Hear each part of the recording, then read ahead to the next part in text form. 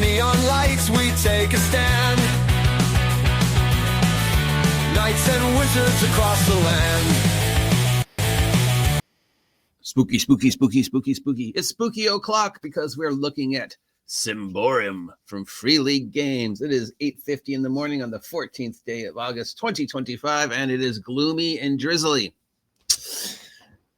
So if you remember, we had the 57 games for $40 Humble Bumble, which I purchased because there was a lot of games on there I wanted, a lot of games I wanted to take a look at. And one of the games we're taking a look at today is Symbaroum, a dark fantasy type thingy set in a never-ending forest, deep twisted fairy tales. So here we go. This is the cover. We've got, totally not AI. Well, this one came out a while ago. It might not be AI, but so we got wizardy type with glowing hand. We got Witcher, definitely the Witcher type with the spear, and behind them is a cat person maybe, and there's the lion statue thingy. Okay, so yes, this is supposed to give us the feeling what the game's about. Here's a little story, a little myth about the game, about the dark twisted fairy tale. We've got section 1, the world. Section 2, player's book. I would have it the other way. I guess that's just me. But you know, that's the way I was brought up in the hobby, right? 2-3 pages of fluff, the mandatory who we are, what this is, and then right into how do I make a character, preferably with examples, and then explaining all the aspects of the character. And then once that's done, more fluff. And then you go fluff, crunchy bits, fluff, crunchy bits, fluff, crunchy bits, fluff, fluff, end, right? But I guess, you know, it does seem that the way everything's going now is the other way. Also expect me to mispronounce a lot of names. So here we got the world building, and here we got the player's guide. So we've got 67 pages of world building before we actually learn how to make a character. The game's got 3 archetypes: warrior type, mystic type, rogue type, and then various things you can build around that. Love that. We've got 4 races: human, changeling, ogre, and goblin. Okay. The different type of magic and the different type of powers you get. The equipment section should be before the magic section. Combat rules. Then we've got the game master section, and then we've got an adventure. Okay, cool. For a total of 259 pages, 80% of which will be art because it's Free League. And as much as I love Free League, stop wasting space with art.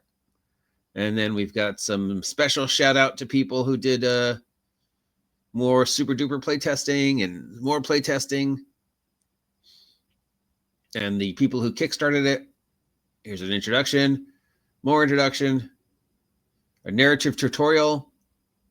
Oh, there's an introductory adventure on page 237 that has a narrative tutorial that describes how communication between the player and the game master may flow.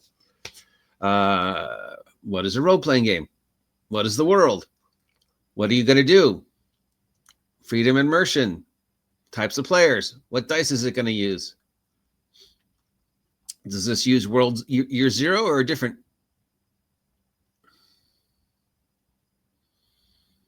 This is one of the games where the players roll everything. The DM doesn't roll anything. So I guess you're rolling to mitigate damage instead of the DM rolling damage. You know, the DM just says 8 points of damage from the claw. And you go, I'm going to roll my mitigate damage roll to reduce that or take none, instead of the DM saying armor class 15. And then all the rolls and stuff are on the player side. So, you know, I have rolled the hit, I roll the damage, I roll on my saving throws, I roll to avoid damage. There's nothing the DM has to do. Part of me likes that. Part of me finds that even if you're not supposed to roll dice, you're unconsciously rolling dice anyways, and then you have to remind yourself you're not supposed to roll dice because you're the DM. But part of me likes that. I don't have any problem with the players being responsible for all the rolls. And I don't have any problems with the players rolling to avoid damage instead of me rolling to hit. I mean, they roll a saving throw versus everything else, right?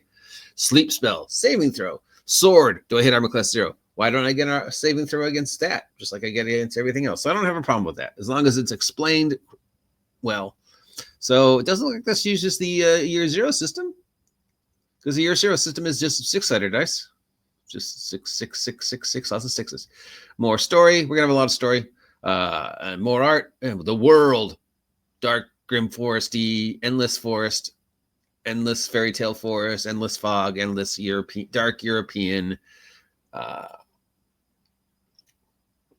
twisted Grimm's Tales, twisted Alice in Wonderland.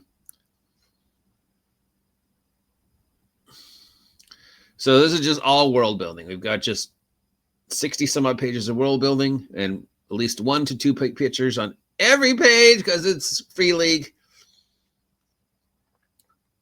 Juicy, crunchy world building, colonization. I'm sure I wonder if there's safety tools in here.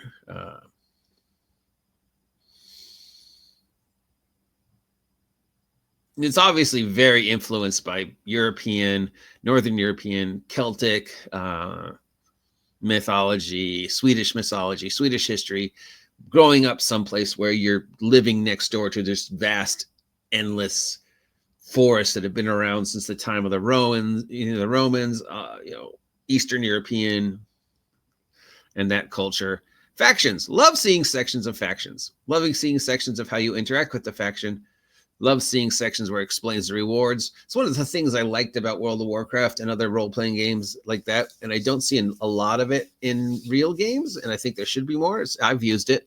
The more you interact with a faction and the more your reputation increases with the faction, the better you have a relationship with them, the more likely they're to give you stuff and use stuff and special stuff that are faction only. In Warcraft, it was like recipes or gear that you could buy from your faction. Dude or dudette, and as your faction reputation increased, you had access to better stuff. And of course, as always with those games, no matter what you craft or build, you're always going to find something better just by sheer adventuring. And then you're like, why did I spend all those resources crafting this armor, walk outside, kill a eagle, and it drops a suit of armor that's better than what I'm wearing? So anyways, here was some fantasy people marching through the fantasy village. We got fantasy person with creepy looking vampire kids. This is totally not AI. This is totally drawn. So yeah, just world building, all the different types of pieces. We don't care about this. Let's get to character creation because that's what we're really interested in, right? I mean, dark, crunchy world building. When was this made? So 2019. So this actually is at the beginning of the whole grimdark, right? So when did grimdark start? I mean, grimdark's always been part of the hobby, but really, when did we really? Everybody and their dog was making grimdark. Everybody was their dog was making dark, gloomy OSR games because that's how we played in the 80s and 70s and 90s. Everything was dark and gloomy and no hope, and we're trudging through mud and Black Company and Conan is like, no. It's not how we played, but that's how you played. But a lot of us didn't play. But anyway, so yeah. So this is actually early in the grimdark fad, because I want to say that the real dive into grimdark started around 2019, 2020.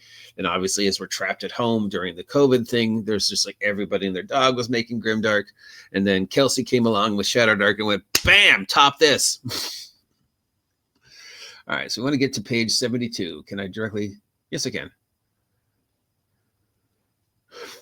How to make a character. Okay, the role of the player, the character's goal, creating a character. More dark, gloomy, totally painted. This isn't AI art. But at least, when we talk about AI art, as long as it's good AI art, and as long as it has a very specific voice. I talked about this before. If you're going to use AI art, find your AI art voice so that is unique to you, because there's enough ways to manipulate the formula that you can find a look that's unique to you instead of just copying the look that everybody else is copying. Because right now everybody else is doing the Cal Art style, that sort of orange-ish background, right? But if you compare, say, my art to, say, Corpse King's art, to say what D&D is using over at Wizards of the Coast, you can see that they have very distinct flavors. Corpse King has a very distinct flavor voice to his AI art. I have a very distinct flavor to my AI art. Wizards of the Coast with their AI art has a very distinct flavor. So you can, It'll never replace real artists. If you have the choice, please use a real artist. But if you don't have the choice, if you're going to use AI art, please acknowledge that you're using AI art, and obviously try and find your own AI art voice. So if this is AI, they did find their own AI voice. And if it's not AI, if these are all hand painted, then they all had an agreement that we're all going to paint things that are similar style to better express the emotion of this setting. So either way, I appreciate it. Blah, blah, blah, blah, blah. Character's goal, group goals, initiative, seeing, and just drive. How to create a character. Pick an archetype. Pick an occupation with the archetype. Follow the recommendations regarding attributes, race, abilities, and so on. That way you'll be ready to play. That's the easiest way, or you can do the hard way. And the hard way is to figure out, or I guess, is it attributes? How do I roll attributes? It's a point value. Distribute the points 5, 7, 9, 10, 10, 11, 13, 15. Use the point buy system where you get 80 points to divide amongst them. So no randomly rolling of stats. It's either distribute the values and then move the points around, or use the point buy 80 points. Stuff like that. So pick your race, pick your abilities, pick your mystical tradition. Any character can learn mystical powers and rituals, but for those who intend to use them frequently, it's wise to learn the theory and practice. The reason is corruption. When you use mystic powers, there's a chance you might get it corrupted. So, sure, Tom the farmer can play around with magic, but should he? As opposed to Ebenezer, who has devoted his life to studying magic. And even that's a risk to him, but, there we got, I think this is a giant beetle, but it also looks like it's maybe, I don't know. I'm not even going to try and decipher the art. I get what they're trying to do. So what are my stats?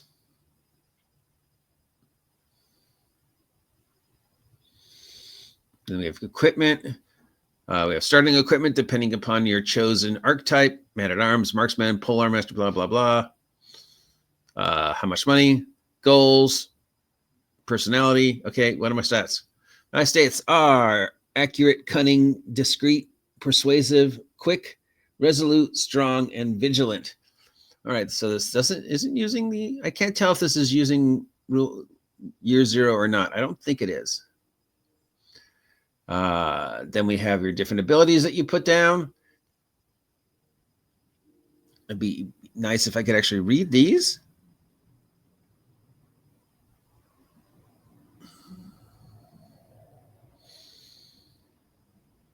Here's the picture and what the character carries. Archetypes, warrior, yay, warrior. Kid with spear. There's an example of a warrior beating up I have no idea. Oh, it's somebody trying to drop kick. Okay, yeah, I know. Yeah, I don't like the art. The warrior abilities. Then the warrior archetypes. Berserker. Duelist. Captain. How is captain an archetype? Soldier would be the archetype. Captain would be the position that they've earned within the military. But, you don't go to captain school. You don't go, hey, I'm a captain. I went to captain school. There is, officer training. But, you start with, like everybody else, you're a kid with a spear standing in line at the wall with the rest of the militia. And if you survive long enough, you work your way up the ranks, and maybe eventually you get hounded captain as a promotion, but it's not a class. It's not an archetype. Sellsword. Now that makes more sense. I'm just a traveling mercenary. I'm a kid with a spear. Knight. Again, not really a separate class, but a profession, a rank. It doesn't really fit this game, I don't think I would have a knight class, because anybody could be a knight. It's, you can even have knights who never actually saw battlefields. You're knighted as a reward. Sir Michael Caine is a knight. You think Michael Caine's going to take up arms and defend the crown? from invading orcs? No. So again, not really a class. Then we have the mystic. We have the mystic abilities. Then we have the mystic stereotypes or archetypes. We've got witch, shaman. I would call it shaman, not witch. So both men and women can be it. We've got the sorcerer, which is seems to be just the spellcaster type. Then we've got the Thugi, which I guess is the priesty type. Then we got the wizard. And those are the old magic, the science of magic. You know, what's the difference between a wizard and a sorcerer? A wizard is very, you know, resolute, very much the scientist of magic. You know, Dragon Slayer, where the guy spends his entire life and only knows like 3 spells because he's just spent all that life, you know, researching, and as opposed to the sorcerer who's just like, I'll try anything. the artists of magic. So yeah, I've discussed sorcerer with you guys. If we're going to have a sorcerer class and have it different from the wizard class, then it has to be more about the differentiations between the law, science, meticulousness of magic, and just some guy who's just got this innate ability to sort of just reach into magic and pull stuff out and see what happens, usually to their detriment. And then we've got the self-taught mystic. How is that different than a sorcerer? I don't know. Then we have the rogue, the treasure hunter, pathfinders, thugs, diplomats, swindlers, innkeepers, spies, all of them rogues. Well, by that chance, everybody's a rogue. The rogues' accurates are, you know, roguey stuff. We have the charlatan. Okay. You've got the witch hunter. Wouldn't witch hunter be more of a fighter type? But okay. We've got the thug, who's just, you know, I'm a thug. I beat people up for money. I do the jobs nobody else in the guild wants to do. Is that really a class? Is that really an archetype? I mean, it's just more of like you're the bottom rung of the thieves. You're good for hitting things, but other than that. Oh, by the way, this is totally not AI. We've got the treasure hunter. Really, that should be the only class in the game, right? And just how you build your treasure hunter. We've got the ranger. Okay.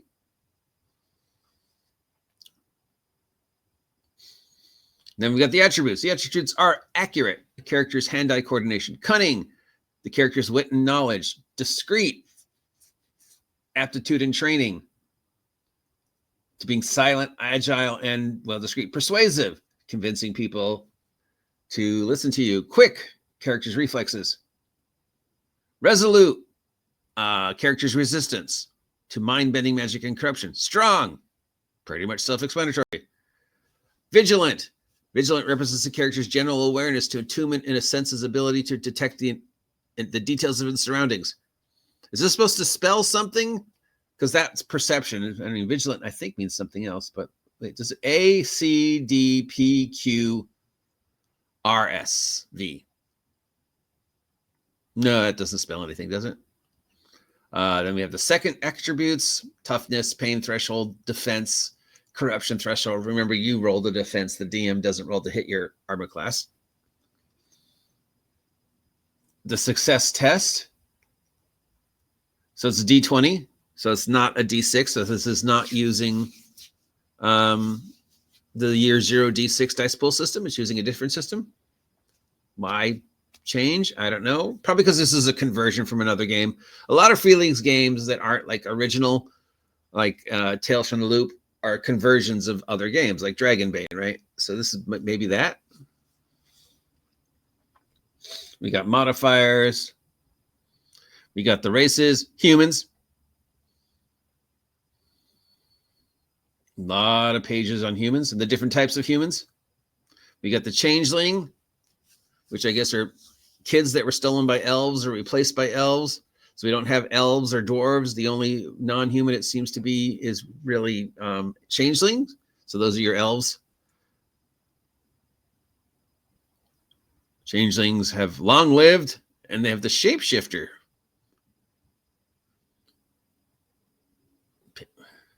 Then we got ogres. And ogres are long-lived and have the pariah trace. Also, many of them also have the robust trait. Pariah, as in everybody blames it on you. And we got the goblin. The goblin's trait are short-lived and pariah and survival. You know, live only about 20 years.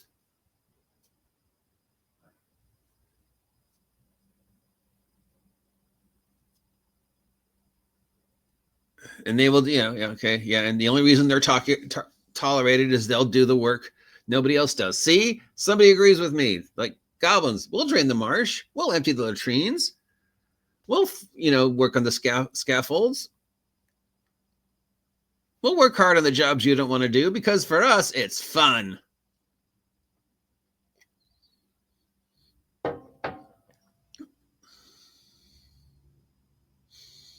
We have the traits: context, bushcraft, long-lived, pariah.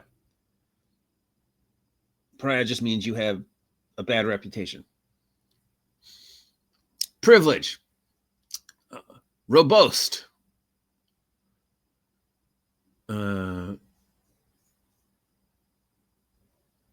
Robust means you're naturally tall. And what do you get for being robust? Gets extra damage. Wasted P. Shapeshifter.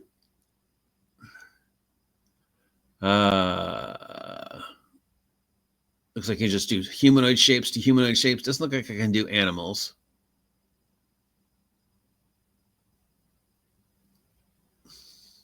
Short-lived. Survival instinct. And we got the abilities, which are different from the traits. Acrobatics, backstab, alchemy, beast lore, blah, blah, blah. Berserker, dominate, horseback riding.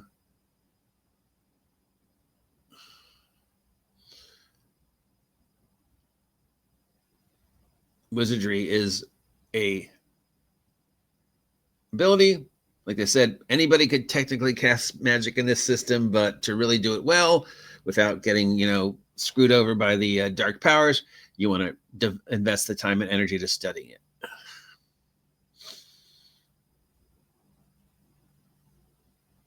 So there we go. We got the thingies, more art. A lot of wasted space. Oh, free league in your wasted space. Nothing says dark medieval like the Purge. 23 minutes. And then we have mystical traditions. So this is the magic system. Some of the stuff sounds familiar, but I mean, there's only so many ideas that are floating around. You got powers, rituals, corruption. I like the fact that magic does have a price in this game. It's not just, hey, willy-nilly, I'm throwing spells. No side effects, no nothing. It's like, no, there's a price. You can get corrupted. You can call on powers that, might not necessarily be there for your benefit. We've got the realm of fairy. Just we're living in this dark, ethereal fairy tale. Do you really want to mess around with magic?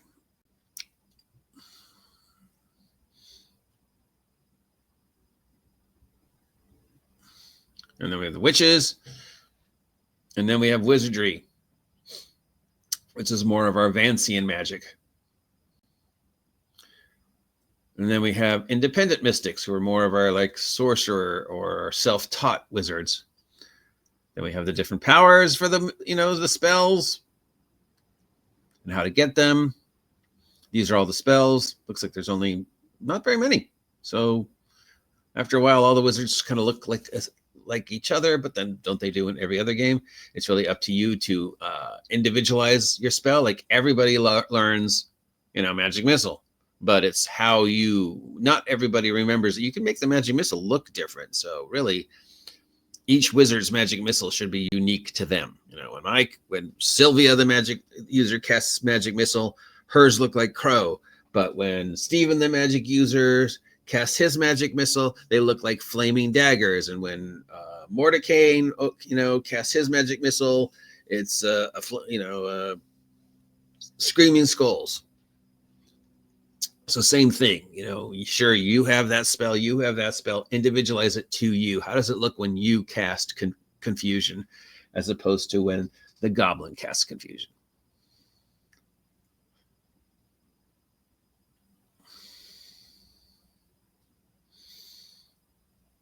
More games should explain that. More games should do that. More games should talk about how, even though everybody has technically the same spells, we can individualize how the spell looks when we cast it, because the spell is a reflection of ourselves, right? My sleep spell will look than your different sleep spell because we're two different people. And even though we read the same books and we studied under the same magic user teacher and the mechanics are the same, it's shaped by our interaction with the magic. So my sleep spell, your sleep spell, same spell, looking completely different. More magic. More magic. More magic. Is this supposed to be alphabetical? Because whatever. The equipment section, way too long to get the equipment section. Equipment section should be before the magic section.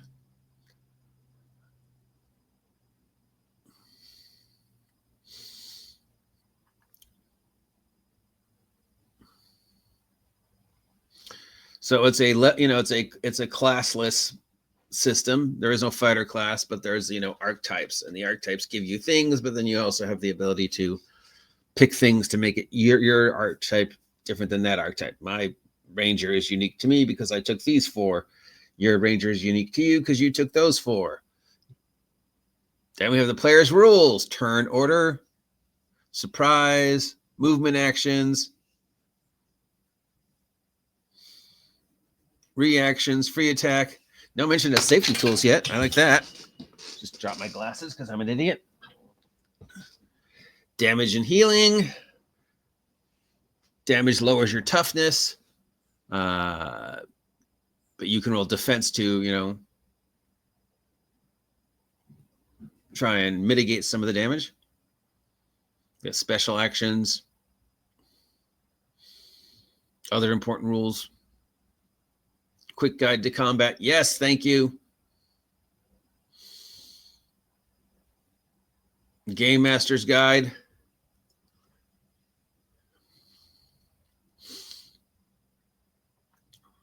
How to run a game. Leave things unexplained. Yes. Reward the players. Listen to the players. Ask the players questions. Problem solving. When you should step in, when you shouldn't step in. How to do social challenges. How to do combat. Again, and things like resistances and effect dice. And just the different mechanics and stuff the players shouldn't have to worry about. The power of corruption, the role of shadow. This guy's obviously got some corruption going on. Don't mess around with magic. It's dangerous. Special rules. Conflict within the group. Ugh, yeah, that's always a problem. That's why he's like, just, hey, let's take a break and talk about this.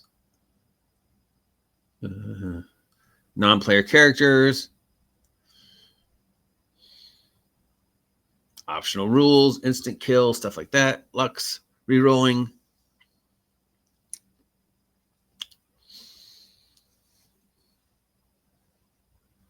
A lot of wasted space. Campaign building.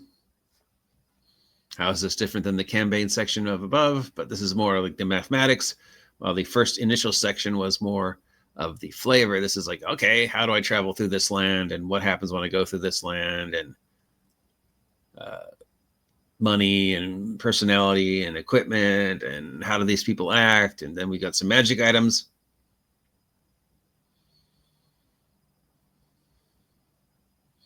And we got a sample adventure.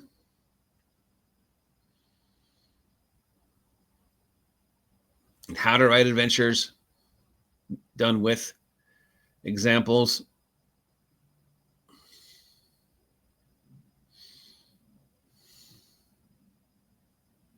Then we have the monster section. Yeah, that's totally not AI. Monsters traits. So is this a build your own monster system? Then some example monsters like the elves, who we don't see in this game, the fairy, who, you know, we're looking, you know, the elves all come from the land of fairy. We have the late summer elves, you know, summer court, winter court, autumn court, trolls. I like this. This is the same thing Blackwell did in Horde Wars, where each monster has its own separate thing, you know. That's something more people should do. I really like this. I should do it in my game.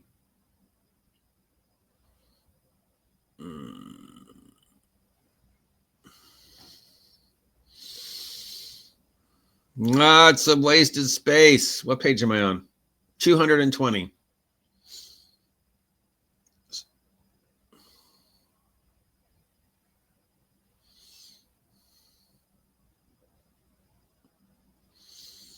Okay, there we go. And just more of the same. More examples, more wasted space, more art, more world building, more examples. A lot of examples. Like the examples. Definitely with a game this crunchy and flavorly, you need a lot of, hey, this is how you do this. Stuff like that.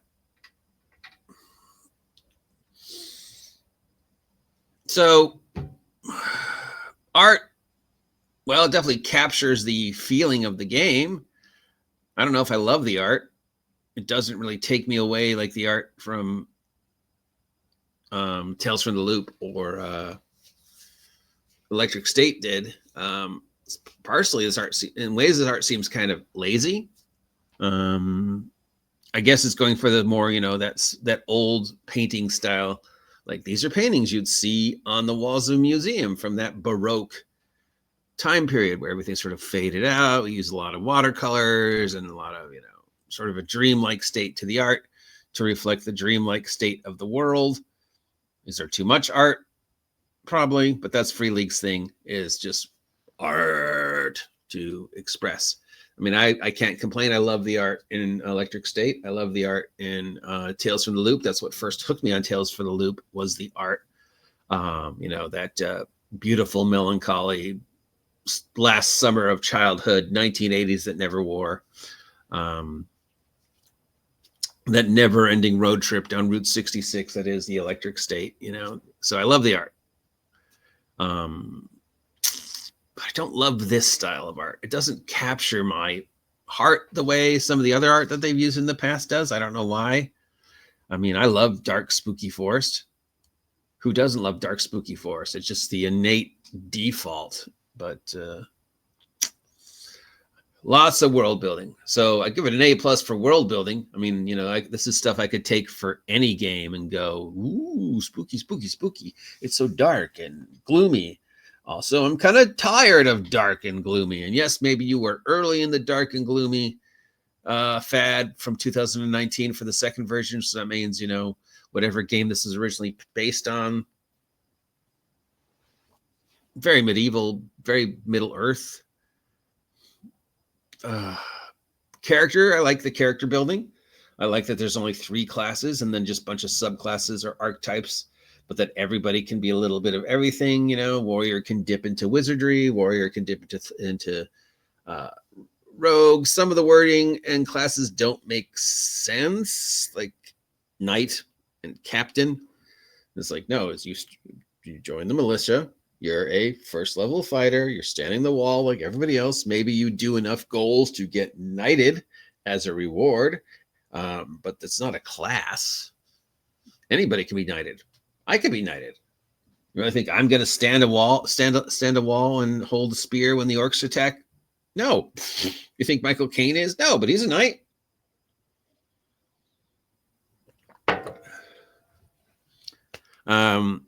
Same with captain. And some of the ones in the other classes too. I think the only ones that really got close to right, they felt like the rogue classes really felt like they were individual, while the fighter and the mystic classes were just more like different names for the same thing. I'm a self-taught wizard. I'm a sorcerer. Same thing. Same thing. But that's just nitpicking. To capture the flavor. Just free league choices. Remember, they also are from a different part of the world, up in Sweden and Norway and Holland and all that. So their gaming collective hive mind is different than our American collective gaming hive mind. And the Southern California gaming hive mind, of which I'm a part, is completely different than, say, the Portland gaming hive or the Midwest gaming hive mind or the New York gaming hive mind. We are all different. They're all things of our cultural upbringing within the hobby that makes us different. So what appeals to them might not appeal to you, might not appeal to me, but it's still good. I mean, just world building, again, good world building. Even if I never use the system, there's so much world building stuff in here that I could just take and go, oh, I really like that, and I want to use it in my dark, gloomy world. Or I want to use this world, but I don't want to use the system. I want to use this world with, Shadowdark. I want to use this world with Horde Wars. I want to use this world with system of choice. So that's nice. And that might be why they chose to go world building first, system second. I don't know why when they choose to make games that don't use year zero, they have the year zero system. They have the rules to make things for year zero, but then they occasionally just throw out games that don't use year zero. And then usually that's because the game is either a game that they bought from someplace else and converted, i.e. Dragonbane, or a game that they created with another company, i.e. Twilight Sword, which is they're coming out with, that they're working with Two Mice. So, yeah. Would I ever run this? I mean, I already have fantasy games, Why run a different fantasy game? Just simply because, I could just steal everything from here. The only thing I really like about the character creation system is, it's skill-based. Everybody can be a little bit of everything. Archetype-based. I like that. I'd like to see more of that, I like archetype-based, background-based over just everybody's a fighter. Everybody's just a treasure hunter. And then you make your treasure hunter different to that treasure hunter. I really like that style. So yeah, but it shouldn't take me a day to figure out how to make a character. I would have liked the character creation system to be a little bit streamlined. Definitely needed some examples. Should not have taken me almost 40 minutes to go through this game. Would I recommend it? Well, chances are, if you already have a fantasy game, you aren't really looking for another one. Unless you're a fan of Free League and that style of game, and you really just want to jump into a deep, thick, dark fantasy, twisted fairy tale, endless forest type of system. But then you're also like, I've got 10,000 other games that do the same thing that are less expensive and easier. So I'm really just buying this game for the artwork and the style and that deep European grimdark style, which is unique to that part of the world. The endless fairy tale forest. And what adventuring in the endless fairy tale Midsummer's Night Dream Forest might be like, and how would that differ between a city crawl and a hex crawl and a dungeon crawl. So basically the selling point is the world building. The system is the system, it's okay. It's got stuff I really like. The rest of it is meh, it's very hard to find something completely unique to a system. I do like the player roles for everything. Having run players roles for everything systems, the main problem for a DM is remembering you don't have to roll. I don't have to roll anything. I'm throwing 10 points of damage at you. Mitigate that damage through your armor and your dice rolls. And then what's ever left over is how much you take. Take that against your toughness or hit points or whatever. And then, it's counterintuitive because we're trained to think a different way, with the DM versus player. I roll, you roll, I roll, you roll, as opposed to you roll everything and I just explain. And that, of course, leads to the argument of the automatic hit. Everything automatically hits, mentality, which got so much trouble for like games like Draw Steel and stuff like that. But when you think about it, it does make sense, right? It's like I roll saving throw for everything but getting hit. You cast Charm Person at me, I get a saving throw. I drink poison, I get a saving throw. You hit me with your sword, I don't get a saving throw. You just have to fight my armor class and hope you miss. Why is that the one that's different than everything else? And back then it made sense, but now after 50 years of the evolution of the hobby and just looking at the systems and stuff like that, you're like, you know what? Yeah. How come armor class is the one that's different? So they just, I like that. I like the mechanics. I like the framework. I don't know why it needs to be a different system than their other systems, unless it was something that they got from someplace else. It's obviously not their most popular game.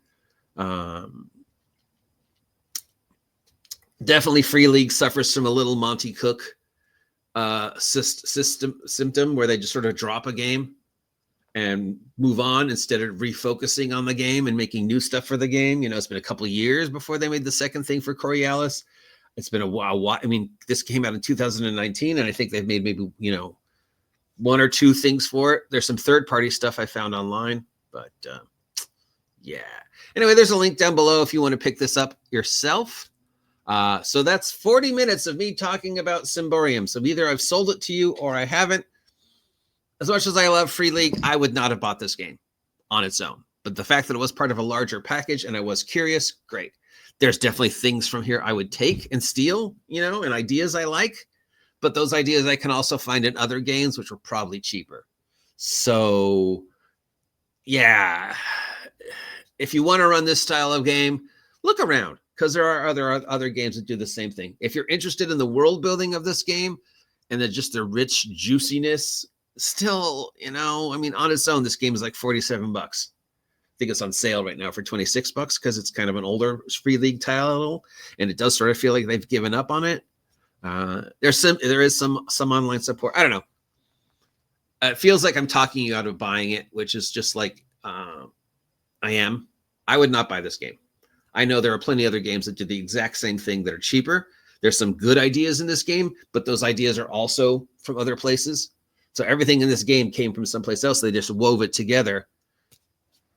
So yeah, sorry, Free League. This one, no, it doesn't really do anything for me. At the end of the day, it doesn't really do anything for me. This is not a game where I tell people you'd have to buy this. If somebody said, hey, do you want to play this? I'd be like, okay, I'm not going to buy anything, but if you want to run it, I'll play it. Kid with Spear.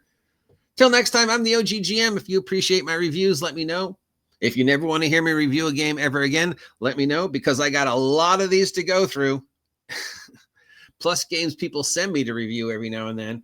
So yeah, let me know if this is something you enjoyed. Till then, like, share, subscribe, buy my merch, use my link. Don't forget, I am an Only Crits Dice affiliate. So if you're looking for some new dice for your game, use my Only Crits link. And till next time, have a great day and stay safe out there. Spooky, spooky, spooky, spooky, spooky, spooky, spooky Symbaroum. Monsters lurking in the night. Heroes ready for the fight. Dice are clattering on the wood. Storylines misunderstood. Get the latest buzz from afar. Tabletops bursting like a star. No rules, just might and magic dust in these